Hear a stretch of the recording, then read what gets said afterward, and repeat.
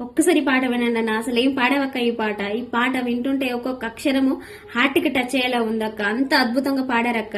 Excellent అంటే excellent ఉన్నది. ఈ పాటలో ప్రతి ఒక్క అక్షరానికి ఒక అర్థం ఉన్నది. ఒక్కసారి వినండి అన్న.